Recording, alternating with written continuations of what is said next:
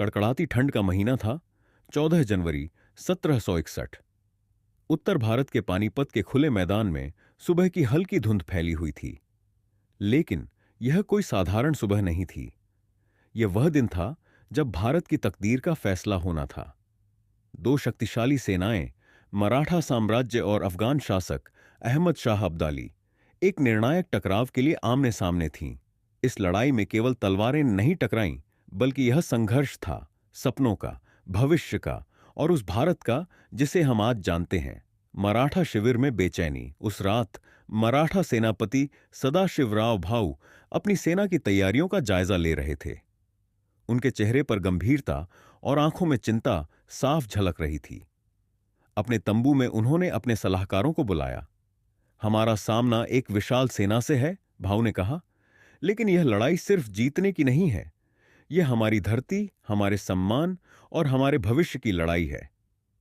उनके शब्दों से सेना में जोश भर गया, लेकिन भाऊ जानते थे कि यह केवल उत्साह से नहीं, बल्कि रणनीति और धैर्य से जीती जाने वाली लड़ाई है।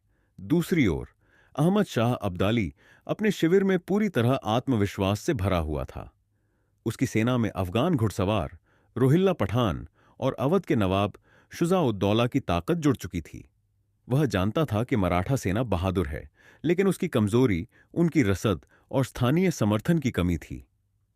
अब्दाली ने अपने सेनापतियों से कहा, यह लड़ाई केवल भारत की संपत्ति के लिए नहीं, बल्कि इस धरती पर हमारी पकड़ को मजबूत करने के लिए है। हमें हर हाल में जीतना है। 14 जनवरी की सुबह घना कोहरा धीरे धीरे छंटने लगा। पानीपत का मैदान युद्ध के लिए तैयार था। मराठा सेना के झंडे लहराने लगे और उनके सैनिक अपने अस्त्र शस्त्र संभाल रहे थे। दूसरी ओर अब्दाली की सेना अपने घुड़सवारों और तोपों के साथ मैदान में उतर रही थी। सदाशिवराव भाऊ ने अपने सैनिकों को संबोधित किया, यह लड़ाई सिर्फ हमारी नहीं है, यह हमारी आने वाली पीढ़ियों की लड़ाई है। अगर हम आज हारे तो हमारा इतिहास हमेशा के लिए बदल जाएगा। मराठा सेना ने अपनी रणनीति के तहत पहले हमला किया। उनके घुड़सवारों ने अब्दाली की सेना के किनारों पर धावा बोला। मराठा तोपें गरजने लगीं और दुश्मन की पंक्तियों में खलबली मच गई। अब्दाली की सेना को लगा कि मराठा उन्हें जल्दी ही हरा देंगे, लेकिन अब्दाली को अपनी रणनीति पर भरोसा था। उसने अपने धनुर्धरों और तोपचियों को मराठा सेना की अग्रिम पंक्ति पर हमला करने का आदेश दिया।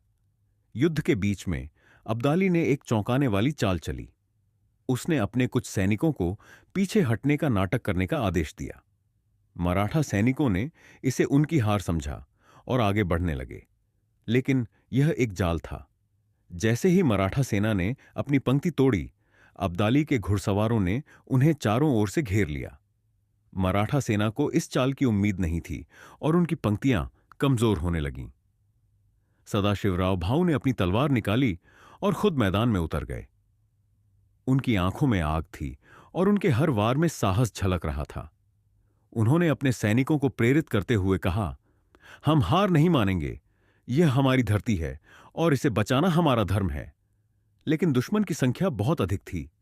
मराठा सैनिकों ने बहादुरी से लड़ाई लड़ी, लेकिन उनकी रसद खत्म हो चुकी थी। भूख और थकान ने उनकी ताकत को कमजोर कर दिया। जैसे जैसे सूरज ढलने लगा, मराठा सेना की हार निश्चित हो गई। सदाशिवराव भाऊ और उनके साथी सैनिकों ने आखिरी दम तक लड़ाई लड़ी, लेकिन वे अब्दाली की विशाल सेना का मुकाबला नहीं कर सके। जब युद्ध समाप्त हुआ तो पानीपत का मैदान शवों से भर चुका था। यह भारत के इतिहास की सबसे भीषण लड़ाइयों में से एक थी। युद्ध के बाद का दृश्य, अब्दाली ने इस युद्ध को जीत तो लिया, लेकिन उसकी सेना को भी भारी नुकसान हुआ। उसने भारत को हमेशा के लिए छोड़ने का फैसला किया। इस लड़ाई ने भारतीय राजनीति को हिलाकर रख दिया। इस लड़ाई के बाद मराठा साम्राज्य कमजोर हो गया। उनकी राजनीतिक और सैन्य ताकत को गहरा झटका लगा। पानीपत की लड़ाई के बाद भारतीय उपमहाद्वीप में ब्रिटिश साम्राज्य को पनपने का मौका मिला। पानीपत की तीसरी लड़ाई एक ऐसा अध्याय है जो वीरता, रणनीति और बलिदान की कहानी कहता है। यह लड़ाई हमें यह सिखाती है कि युद्ध केवल हथियारों से नहीं, बल्कि सही रणनीति और एकजुटता से जीते जाते हैं। यह कहानी हमें इस बात का एहसास कराती है कि इतिहास में हर घटना का अपना महत्व होता है। पानीपत का मैदान आज भी उन वीर सैनिकों की गाथा गाता है जिन्होंने अपनी धरती और सम्मान के लिए अपना सर्वस्व न्यौछावर कर दिया।